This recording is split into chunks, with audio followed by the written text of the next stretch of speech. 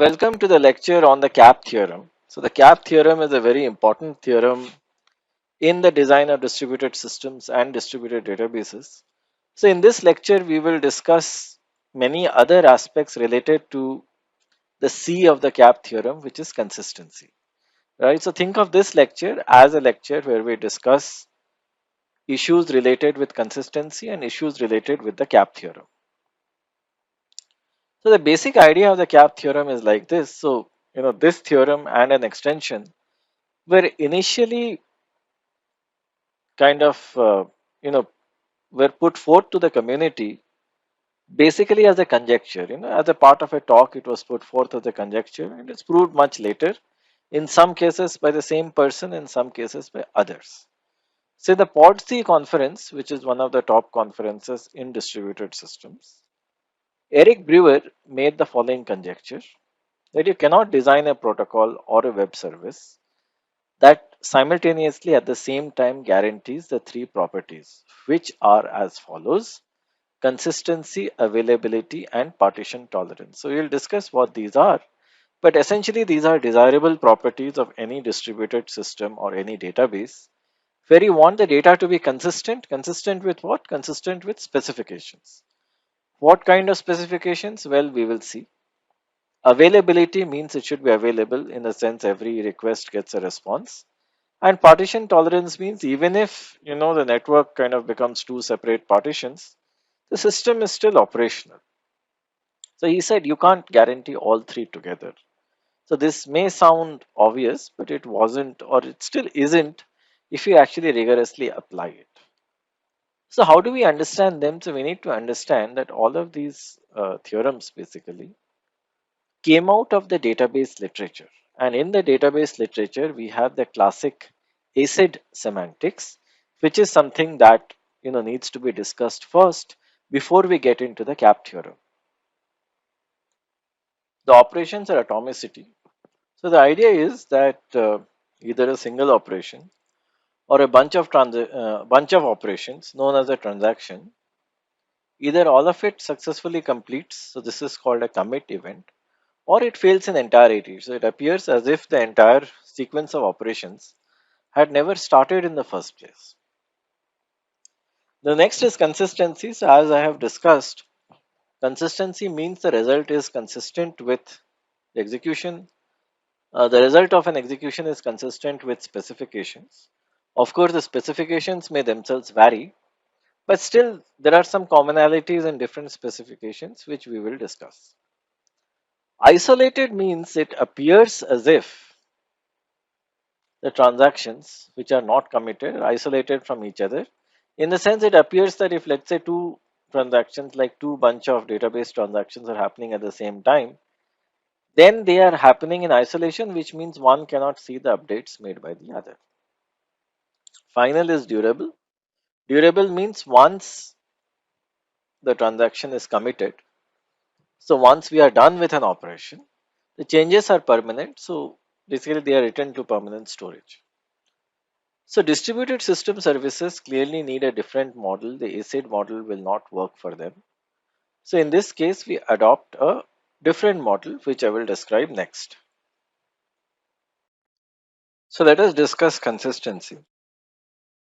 So the dictionary meaning, as I said, is that the outcomes of an execution should satisfy some written specifications or some intuitive notion of correctness. That's the dictionary meaning. So if you break it down, so we can break it into several components.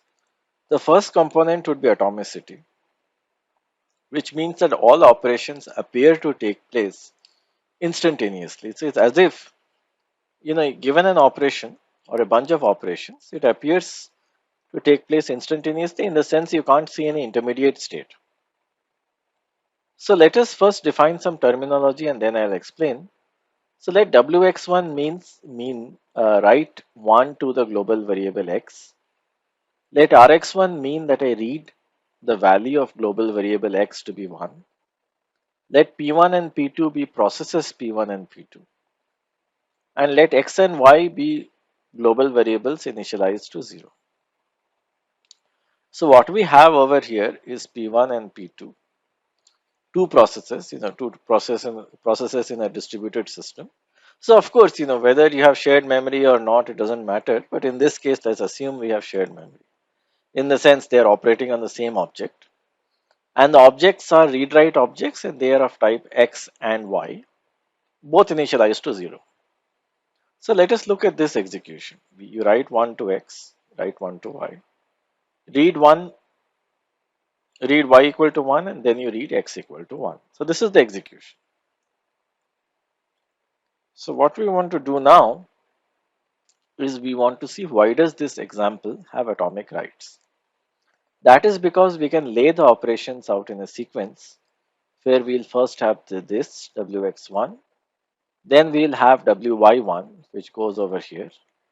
We will read Y to be 1 which again goes here, and we will read X to be 1 which again goes here, right? So Wx1, Wy1, Ry1 and Rx1. So as you can see, we can lay them out. And it appears that the write happened at one instant. Then the next write happened at one instant. Then the read again happened at one instant. So reads in general are atomic in all kinds of systems. Writes may not be. So it read, y. You wrote y one to y. So you're reading one. You're reading y is equal to one. And you wrote one to x. So you're reading x is equal to one. So you can lay them out. Furthermore, the sequence is legal, which means if you look at every read, it fetches the value of the latest write. Again to the same address, it is fetching the value of the latest write. So ry1 is providing you wy1 and rx1 is providing you the value written by wx1. So this is clearly a sequence with atomic events, and this sequence is also legal. What else? So what else is special about this sequence? So let's look at this sequence once again. Let's not look at the title of the slide yet. So we can lay them out in an equivalent order. So of course these are two separate processes, but we can lay them out in a sequential order where it will appear that some master execution engine is choosing one operation from here, then the next, and so on. So you have Wx1, Wy1, Ry1, and Rx1. You note the operations, order of operations within each thread. So what we see here is that within the thread, this is the first instruction, this is the second. So clearly the the intra-thread order is Wx1 first and Ry1 after that, and we get to see that. Similarly, we see Wy1 first and Rx1 after that, so we also get to see that. So what we see is that if we create an equivalent global order, number one, it is atomic because it appears that this entire operation executed at one instant of time. And this is true for the rest. It is legal. As well as the order of operations within each thread is the same as the order in the equivalent global order. So this is also known as the program order. So the order within a thread is also known as the program order. So this particular execution, or its outcomes rather, are such that, so let's read this. So we can reduce a parallel multiprocess execution. So in this case, we have a parallel multiprocess execution because we have two processes, P1 and P2. We are kind of reducing it to a sequential execution where three things hold. Each operation is atomic, the sequence is legal, and the intra-thread order or the program order is respected. So all three things are happening at the same time. So it appears as if you take the operations of the different processes and the, you can interleave them the same way you take your fingers and you can interleave them. You can interleave the operations, so you will have different global orders. But the idea is that the execution is consistent with at least one global order where three things are there: atomicity, legality, and the program order is respected. So any such execution is known as a sequentially consistent execution. You can clearly see where the name comes from. The name comes from the fact that a parallel execution is being equated with a sequential execution. So you say that the execution is sequentially consistent. So SC is by far the most popular consistency algorithm in, I would say, all of distributed systems, even though many a time enforcing SC itself can be quite impractical. But still, the idea is that SC is quite popular. It was published or proposed by Leslie Lamport way back in the 70s. But henceforth, it is kind of regarded as a gold standard of consistency in distributed systems of all kinds. So, can we have a non atomic execution? Well, we can. So, let's see. So, let's assume we have three processes and you write 1 to x. So, process 2 reads x and it sees that the value is 1. So, this is fine. You can see that there has been a data transfer like that. And then assume that you respect program order in the sense you finish this operation and then you do this. So after reading x is equal to 1, you write y and you write the value of 1 to y.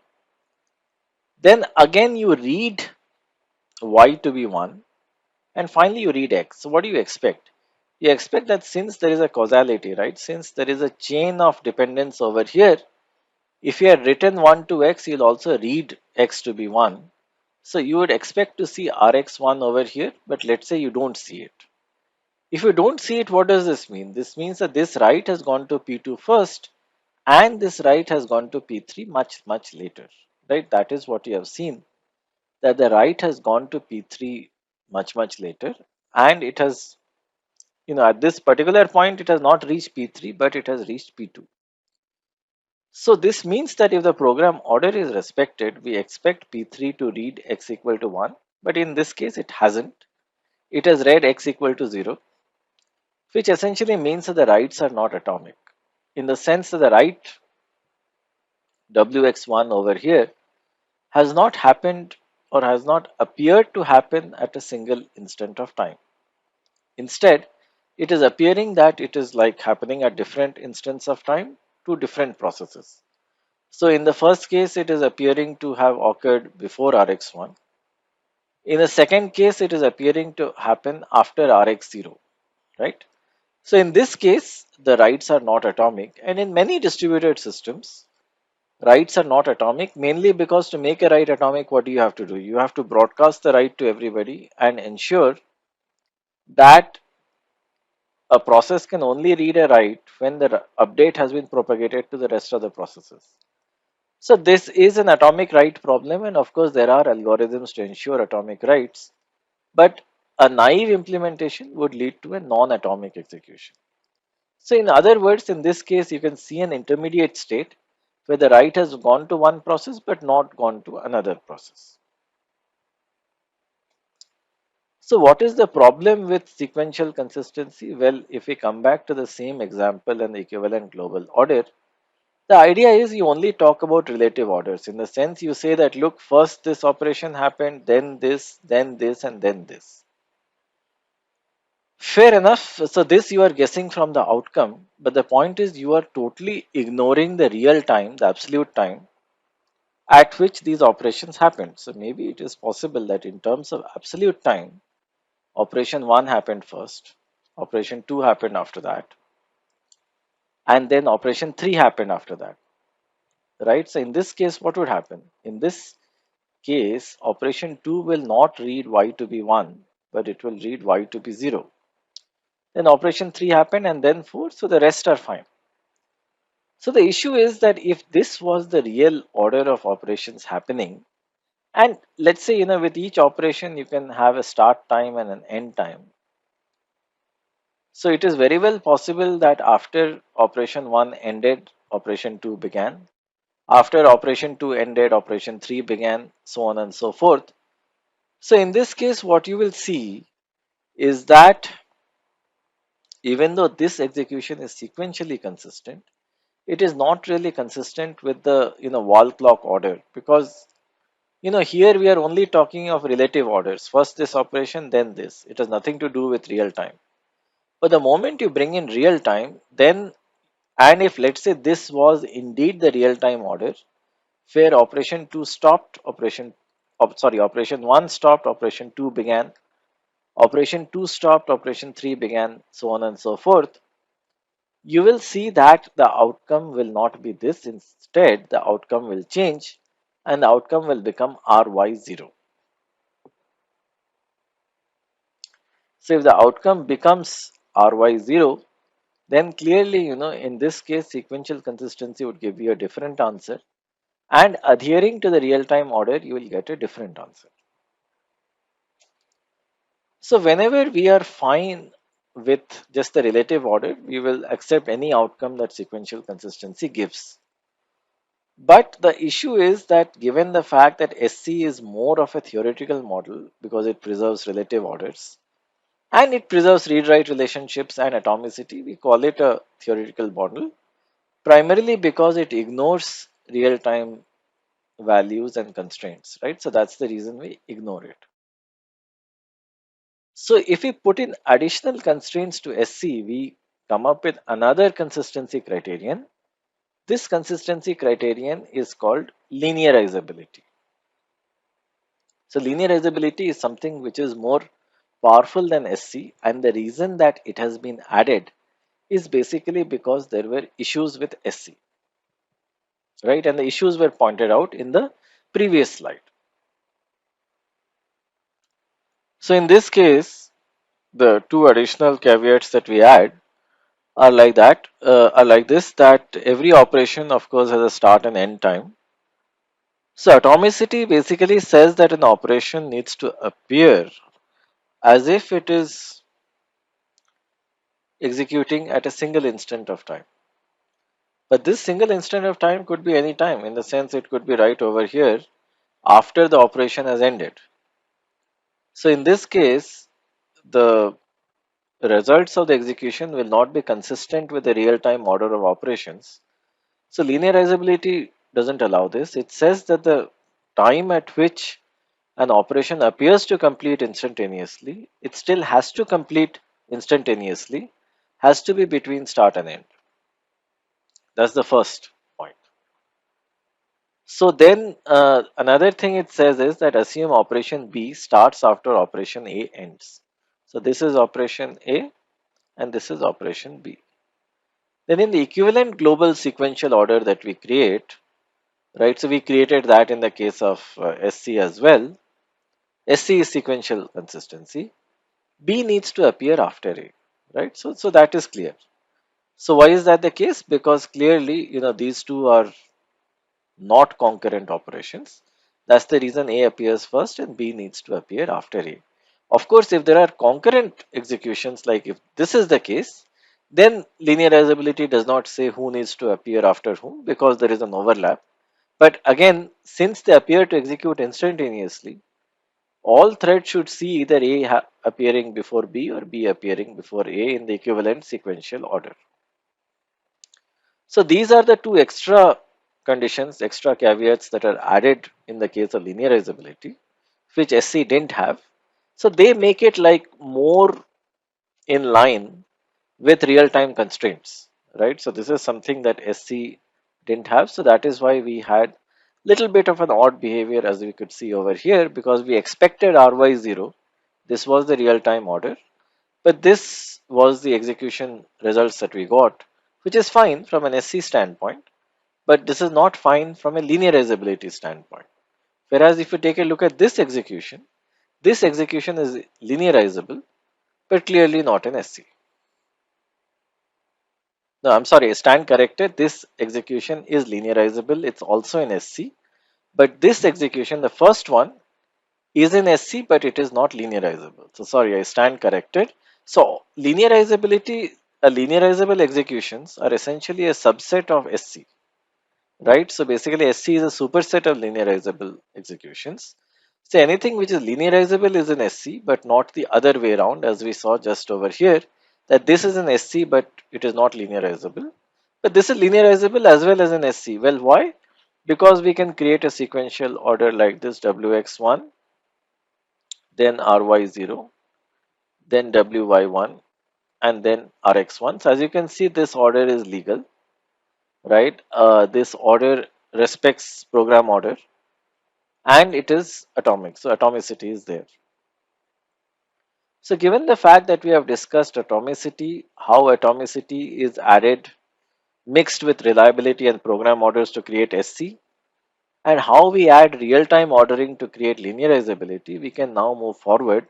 So let me nonetheless just summarize with a little bit of extra space that I have over here, and I will do that. So the properties we have are atomicity, then we have program order,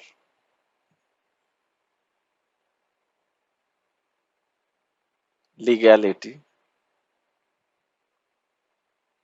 So these were properties of SC, where basically you have program order, atomicity, and every read needs to return the value of the latest write. If with this we add real-time orders, then what we get is linearizable.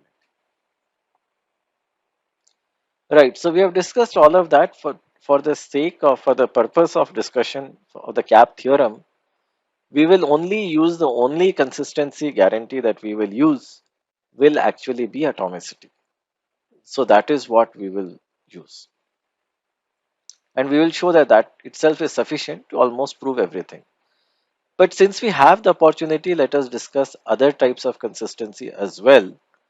So you can have causal consistency, which means, let's say if there is a write and then there is a read, and after that, let's say there is a write, right? So there is a program order relationship between this read and write. So then everybody should see this write happening first and this write happening later. It should never be the case that you do a read after this, so you see the results of this, but you don't see the results of this. That is because two operations are related with a cause effect relationship. It's causal, right? So you wrote and I read what you wrote, so we have a cause effect relationship. I executed, that's the reason you executed. Again, we have a cause effect relationship. So as long as there is some sort of a cause effect or a causal relationship,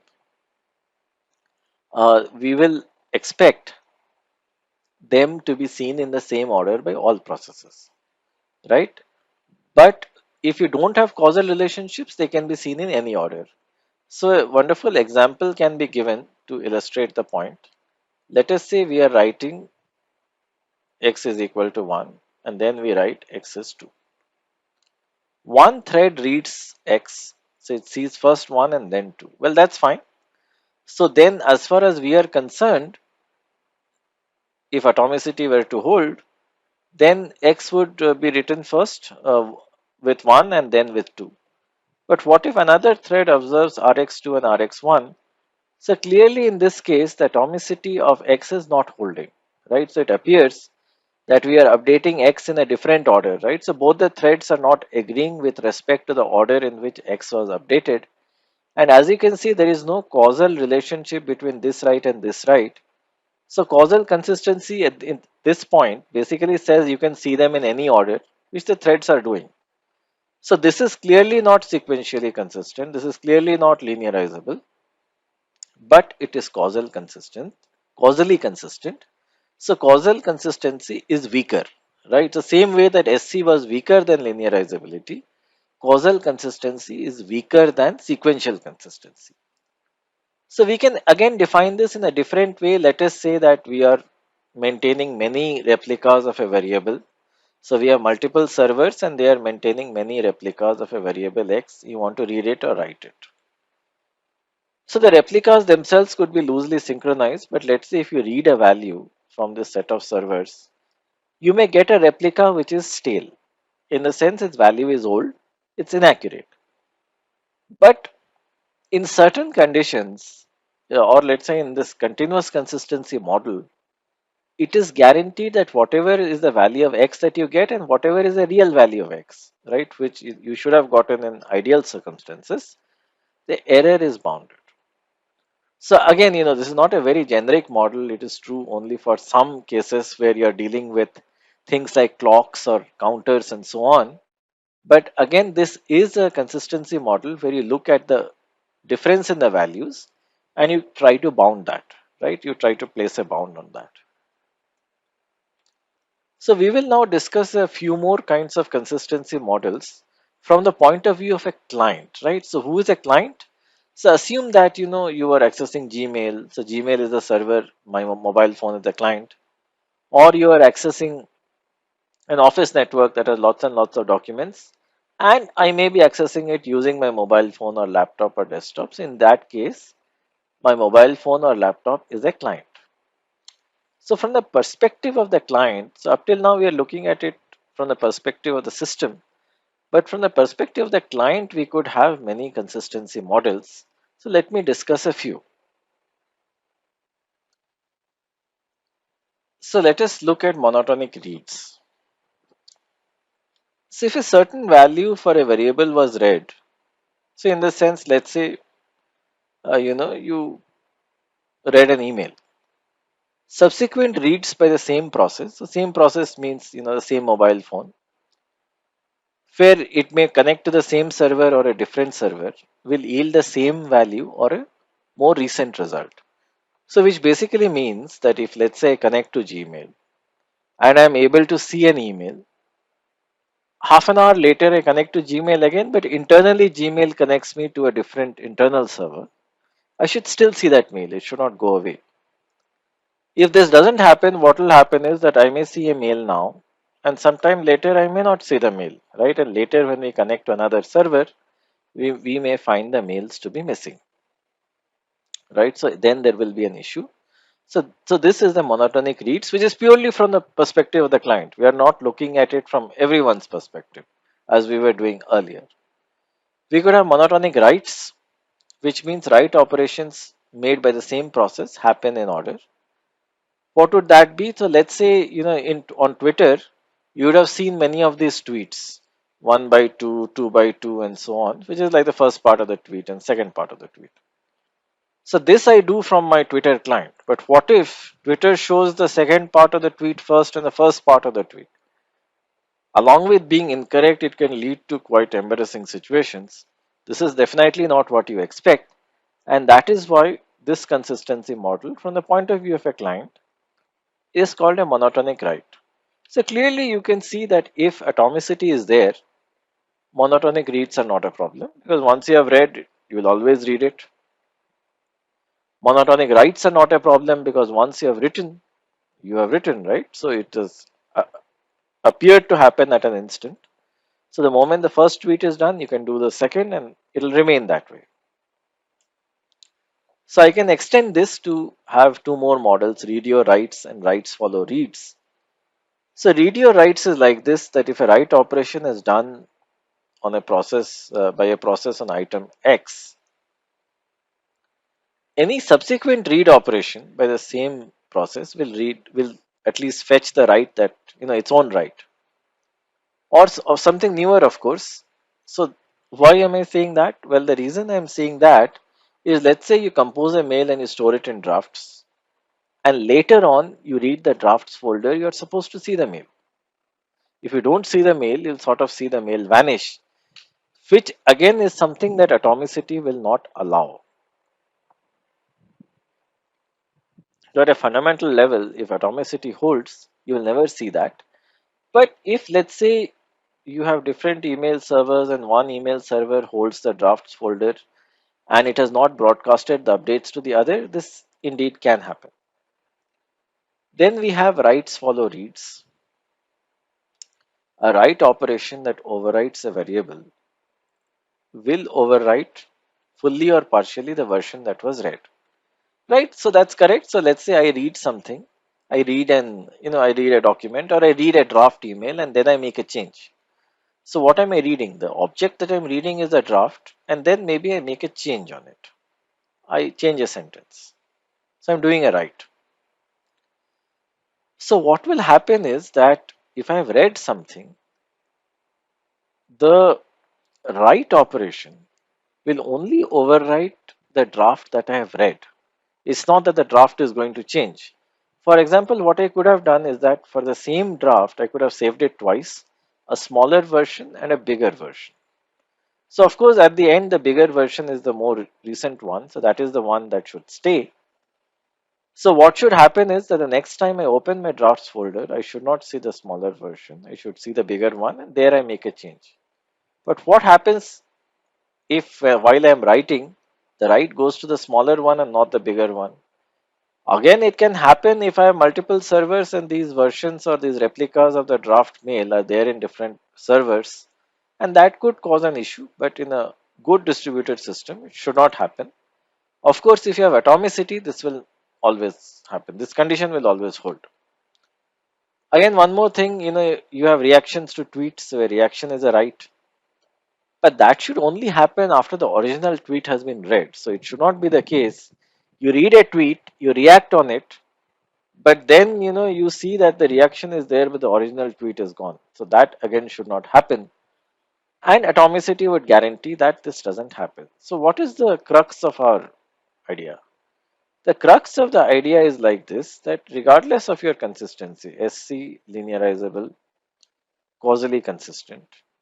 We also discussed continuous consistency where we looked at errors. So, but ideally the error should be zero. Then we discussed client-centric models, different client-centric models.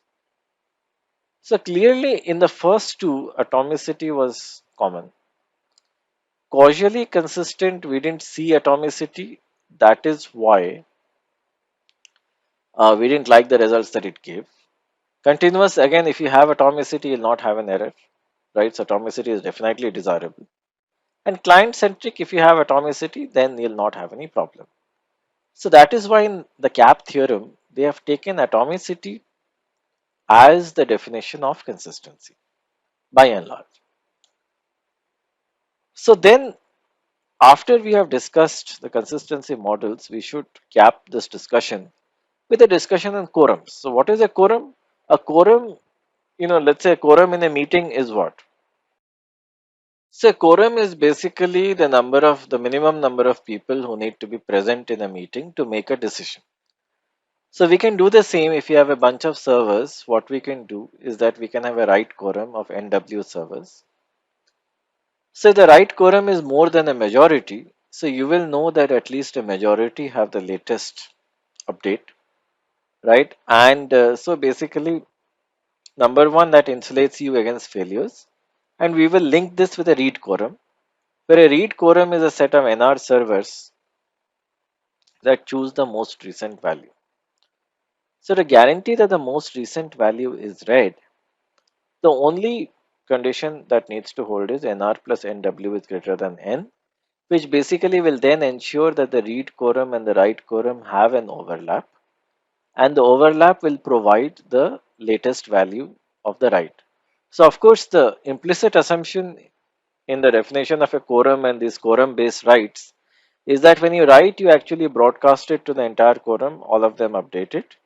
When you read, you actually read from the entire quorum, and every write is associated with a timestamp, where higher the timestamp, the more recent the write is.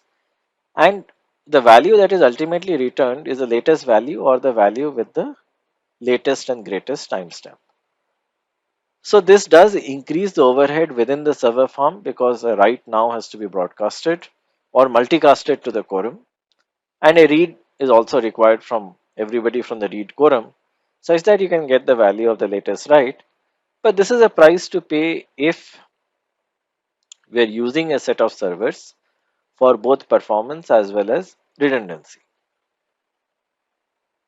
And of course, if we have more servers, it will make the data more available. But ensuring consistency becomes difficult. So you can clearly see a consistency and availability trade off over here. So the CAP theorem is all about trade offs. So, but before that, what is the final word on consistency here? It is that sequential consistency or other similar variants and client-centric models, everybody rely on atomicity. So, we will also primarily focus on atomicity as the C in consistency. The rest two are easy. So, rest we have discussed, that is not a big deal. The first is availability, which is that every request received by a correct node must result in a response, which means requests must terminate. So, right, so request termination is guaranteed in the sense that every request has to result in a response. The second is partition tolerance, where a partition means that all messages sent from one partition to nodes in another partition are lost. And in spite of that, the system needs to work. right, as well and as nicely and as correctly as possible. So what's the theorem? The key theorem is we cannot guarantee both availability as well as atomic consistency for a read write object in an asynchronous setting where messages can be lost. Right, so in any asynchronous setting where messages can be lost, right, or a partition can be created, we cannot guarantee availability and atomic consistency. Okay, why not? So assume that messages are lost and a partition is created. We call one partition G1 and the other G2. So all messages between G1 and G2 are lost. So if a write occurs in G1 and later for the same variable there is a read in G2, clearly a stale value will be returned because you are guaranteeing availability. You don't have the option of sitting on the request. You have to return whatever you have, and what you have will be a stale value because you never got a chance to get the most up to date value. So this would clearly violate atomicity because it doesn't appear that the write occurred at an instant, because the write occurred and much later you made a read from G2 and what you got was a stale value. So the issue is that in this case you cannot guarantee both availability as well as atomic consistency, and the reason being that it's not possible to propagate the write to G2, and that's why a write will not appear to complete in an instant. And given the fact that nodes in G2 are bound to return a value by the availability requirement, they have to return a stale value which is going to break atomicity. So what we can see is ensuring cap, consistency, availability, and partition tolerance. In this setting where messages can be lost and we have an asynchronous setting is not possible. Let's have a corollary. So we cannot again guarantee both availability and atomic consistency for a read-write object in an asynchronous setting where no messages are lost. So this is much stronger. This says that even if no messages are lost, we still cannot guarantee both of them, right? The argument is the same as the FLP theorem. Given the fact that we have an asynchronous setting, a node doesn't know if a message is lost or the sender is just slow. Right? So this was the key aspect of the FLP result. So if you go back to that, where we argued that in an asynchronous setting, you simply don't know, if the node is still replying or if a message is genuinely lost or the node has developed a fault, the node is dead. It's not possible to find that. Given it's not possible to find it, this situation is no different from the earlier situation where messages are lost because you can't find out anyway whether messages are lost or nothing is lost, given the fact that it's not possible to find out. This situation is exactly similar to the previous one, right, insofar as the perspective of the node is concerned. And in the previous one, we couldn't guarantee availability and atomic consistency, so we can't guarantee it over here as well. Another argument, assume the earlier case where messages can be lost. No problem. So do one thing, don't lose them. Whichever messages you intend to lose, so we are looking at a master oracle which has control over the network. Just keep them in a cold storage, right? Don't deliver them, keep them in a cold storage. The nodes will perceive that these messages are lost, but they are actually not. They are in a cold storage. At some point from the proof, right, we will see a non-atomic execution. Right? For some example, we will see a break in atomicity. At that point, release all the messages in the cold storage. So as far as we are concerned at this particular point, when all the messages have been released and also delivered, no messages are lost because the cold storage is empty and every message is accounted for. But we have still seen an non-atomic execution. So no messages are lost, yet the execution has still been seen to be non-atomic. So this means that even if there is no message loss, we can still construct an example where if availability is guaranteed, atomicity has to be compromised. So there is a trade-off between them, or rather both cannot be guaranteed. So which essentially means in an asynchronous setting, regardless of the reliability of the network, right? So whether you are partition tolerant or not, availability and atomic consistency both cannot be guaranteed. Or if you extend this argument in the cap theorem, all three cannot be guaranteed. Can we guarantee 2 out of 3? Well, we very easily can. Atomic and partition tolerant. Well, have a central node and ensure that all the updates are there with the central node. It maintains up to date state. If you can reach the central node, return a response which is guaranteed to be correct in the sense it will be atomic. If you cannot reach the central node from a partition, well, don't return anything. Given the fact that availability is not required, we are fine, right? So basically, if the option is there of not returning anything, then of course correctness will always be guaranteed because we will never return something which is false, which is wrong. Atomic and available, well, same idea, have a centralized node for a single partition that will solve the problem. You will both be atomic and available, don't care about the rest of the partitions because we don't have to be partition tolerant. So other unreachable partitions can be ignored. Available and partition tolerant, well, in this case, there is no consistency at all. So for that matter, any value can be provided, any stale value can be provided. Given the fact that atomicity is not being considered here, there is no problem. Now let us look at a different model. So we have been looking at an asynchronous model up till now.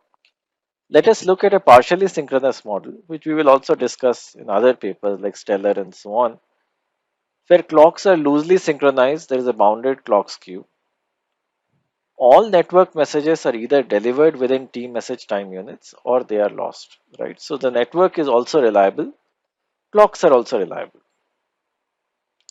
So the theorem is we still cannot guarantee cap, right? So the all three cannot still be guaranteed. The idea is the same. We divide the network into two disjoint partitions, G1 and G2. A read will happen in one component, a write in the other, as we have seen. Given the fact that the write cannot propagate to the other component, right? Let's say from G1 to G2, the write cannot go. We will never be able to provide the up-to-date values. So atomicity will not hold.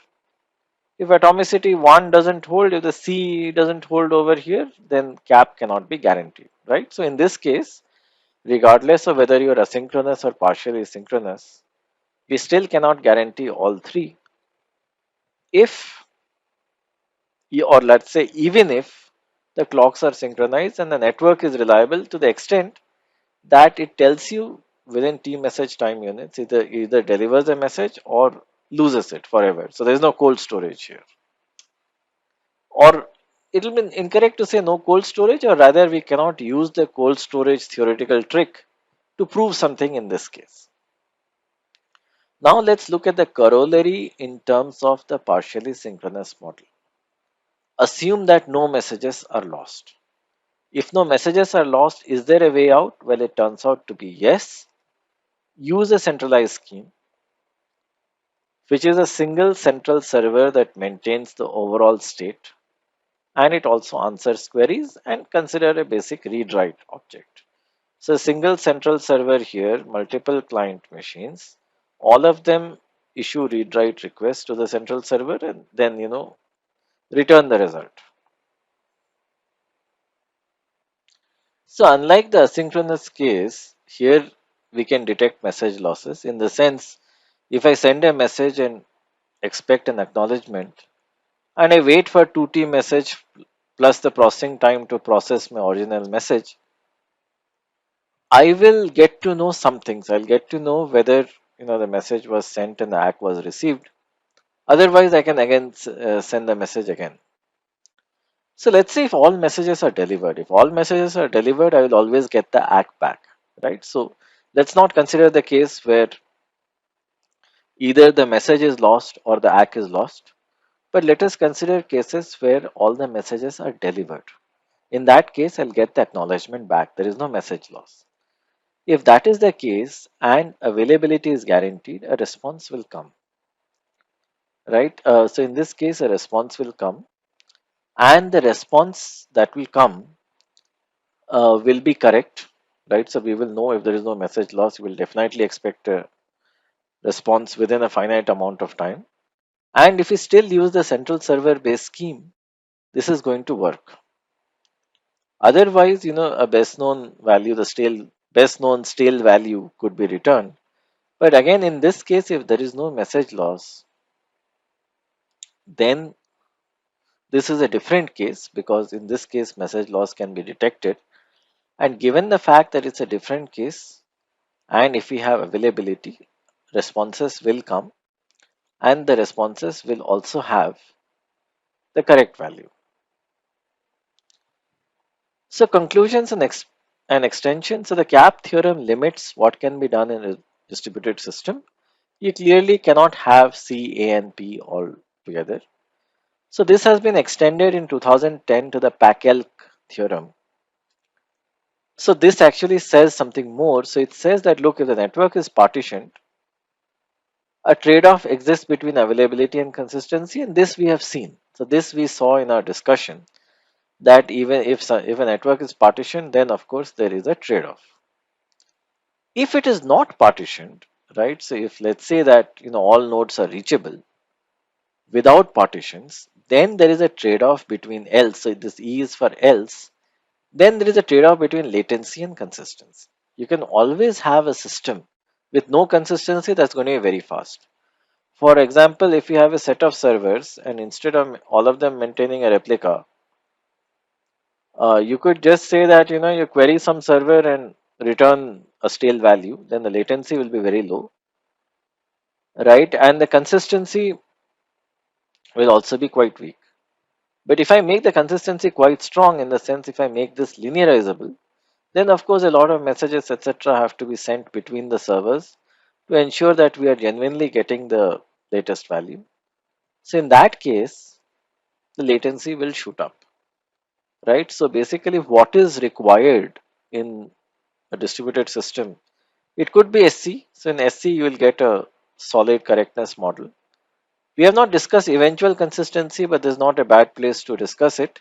So eventual consistency means that writes are ultimately visible, in the sense that if I'm writing to something, I don't care about the order of writes and other aspects, but writes are ultimately visible. So if I have an eventually consistent system where writes are ultimately propagated, my latency could be quite fast. So as you can see, there is a trade-off between L and C, particularly when we don't have partitions. So this is the Packel theorem, and this also was formally proven, as you can see. So the first paper by Seth and Lynch was the one that proved the the cap theorem.